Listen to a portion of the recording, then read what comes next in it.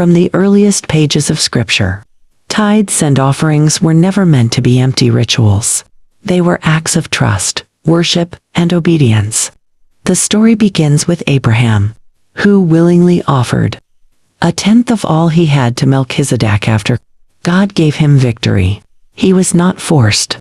He gave because he recognized that everything he owned came from the hand of God. This became the foundation of tithing, not as a tax, but as a declaration that God is the true provider. As time passed, God taught the Israelites to bring the first and best portions of their harvest, animals, and income.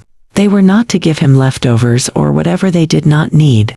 They were to bring their first fruits, trusting that God would bless the rest.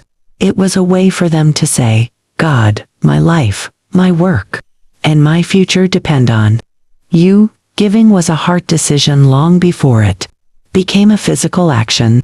One of the most powerful moments in the Bible comes when God speaks through the prophet Malachi.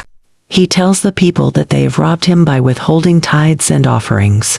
But God does not stop at correction.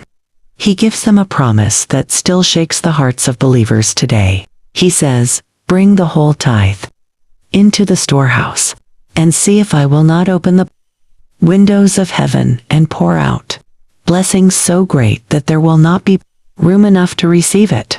God invites his people to trust him with what they have, so he can release what only he can give. Tithes and offerings are not about money. They are about faith. They remind us that God owns everything, and we simply return a portion to honor him.